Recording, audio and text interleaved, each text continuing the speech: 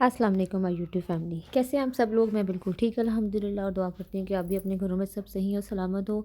आज आपके साथ आलू गोश्त की एक ऐसी रेसिपी लेके आई हूँ जो इसकी खुशबू और जायका इतना ज़बरदस्त और शानदार बनना है कि जब आप अपने घर में अपनी फैमिली को ये खिलाएंगे तो वो बहुत ज़्यादा खुश होंगे। अगर आपके घर कोई गेस्ट आए हैं तो आप उनके लिए भी ये बना सकते हैं और बहुत ही आसानी से बनने वाला कुछ डिफरेंट मसालों के साथ ये बनेगा। तो चलिए चलते हैं हम रेसिपी की तरफ। सबसे पहले हमने क्या करना है कि एक फ्राई पैन ले लेना, उसमें मैंने 1 टीस्पून मैंने खुश्क धनिया लिया हुआ है और 1 टीस्पून मैंने इसमें ज़ीरा साबुत ज़ीरा लिया हुआ है। ठीक है, उसको थोड़ा सा ऐसे 2 मिनट चम्मच चला के उसमें मैंने ये थोड़ी सी जावित्री डाल दी है। इसकी खुशबू इसके अंदर मसाले के अंदर बहुत अच्छी आएगी। और यहाँ हम इसको बना के तो इसको ऐसे थोड़ा सा भून के ना, आपको जब खुशबू आने लग जाए इसके अंदर से, तो हम इसको जो है ना वो उतार लेंगे चूल्हे से और इसको फ़ौरन से फ़ौरन आप ना पीस लीजिएगा। जैसे वो हम लोग आम सिलबट्टे पीसते हैं ना, वैसे पीस लीजिएगा। यहाँ मैंने डाला था प्याज, और प्याज़ों को जो है ना हमने कलर थोड़ा सा डार्क करना है इसमें, यानी ये आलू गोश्त में हम प्याज़ों का कलर थोड़ा सा हम डार्क करेंगे, प्याज़ों को ब्राउन करेंगे। ठीक है ना। तकरीबन मैंने 2 बड़े प्याज लिए थे। अब यहाँ पे मैं डाल रही हूँ 1 बड़ी खाने की चम्मच जो है वो अदरक लहसुन का पेस्ट मैंने डाला है और इसको हम मसाले के साथ साथ जो है वो भून लेंगे। देखिए प्याज़ों का कलर जो है वो डार्क हुआ है, इतना ही डार्क करना है आपने। इससे ज़्यादा डार्क करेंगे तो फिर जले की स्मेल आएगी।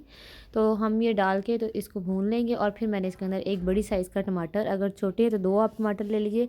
टमाटर डाल के भी मैं इस मसाले के अंदर इसको भून रही हूँ। ठीक है ना, यानी कि ये एक अच्छा सा मसाला हमारा तैयार होगा। अभी मैंने इसमें कोई भी ड्राई इंग्रेडिएंट नहीं डाले हैं, पहले हम इनको भूनेंगे और उसके बाद मैं आपको बताऊंगी कि हमने क्या डालना है। 1 टेबलस्पून मैंने इसमें लाल मिर्चों का डाला है। ये कश्मीरी लाल मिर्चें जो कलर वाली होती है ना, वो वाली, तेज़ नहीं है इतनी। और ये मैंने डाला है यहाँ पर 1/4 टीस्पून मैंने इसके अंदर जो है वो डाला है जो हल्दी है। ठीक है, और नमक मैंने डाला था टेस्ट अकॉर्डिंग, वो इसमें नहीं आया, नमक मैंने डाला था यहीं पर ही डाल दिया था। और थोड़ा सा पानी डालकर मैं इसको यहाँ पर भून लूँगी। हमने ना इस मसाले में अभी और कोई भी चीज़ ऐड नहीं की है, सिर्फ नमक मिर्ची हल्दी और कुछ भी इसके अंदर ऐड नहीं किया। आपने इसको तब तक थोड़ा सा भूनना है जब तक इसमें थोड़ा सा घी आपको बाहर आने लग जाए। और साथ ही मैंने इसके अंदर चिकन डाल दिया, या 500 ग्राम मैं चिकन यूज़ कर रही हूँ। ठीक है, चिकन डाल के हम इसको जो है ना वो थोड़ी देर के लिए इस तरह अच्छे तरीके से मिक्स करेंगे। मसाला इसके ऊपर थोड़ा थोड़ा चिकन के डालिए ताकि जो मसाला है ना वो हमारा चिकन अच्छी तरह ऑब्जर्व कर ले। यहाँ देखिए अब तकरीबन इसको मैंने 8 मिनट तकरीबन मैंने इसको भुना है। और उसके बाद मैंने ये आलू लिए हैं, 5-6 मैंने आलू लिए हैं। आलू गोश्त में ना आलू ज़रा बड़े डलते हैं। ठीक है, तो यहाँ पर मैंने ज़रा बड़े साइज़ के आलू लेके वो मैंने इसके अंदर डाल दिए और इसको भी अच्छे तरीके से भून लिया। ये देखिए यहाँ पर अब तकरीबन मैंने इसको 10 मिनट फिर भूना है, तो ये इसकी अच्छी सी कंडीशन आ गई है। साथ मैंने इसमें डाल दिए तेज़पात। तेज़पात जो है वो इसको एक बहुत अच्छा टच देंगे, यानी कि जैसे देगी फ्लेवर आपको मिलता है ना, वो वाला फ्लेवर आपको इसके अंदर मिलेगा। इसमें आप बड़ी इलायची भी एक ऐड कर सकते हैं, मैंने वो ऐड की थी, इसमें नहीं आया। आप इसमें एक बड़ी इलायची इस मुकाम पर भी ऐड कर सकते हैं। यहाँ मैंने 3 से 4 लिए हैं सब्ज़ मिर्चें, उसको मैंने दरमियान से कट लगा के बड़ी बड़ी ऐसे वो डाल दी हैं। तो ये देखिए इस तरह से अब वो, यानी भुनाई के अंदर ही मैंने सब्ज़ मिर्चें भी डाल दी हैं। ये सब्ज़ मिर्चें जो है बहुत ही अच्छा फ्लेवर इसमें लाएंगी।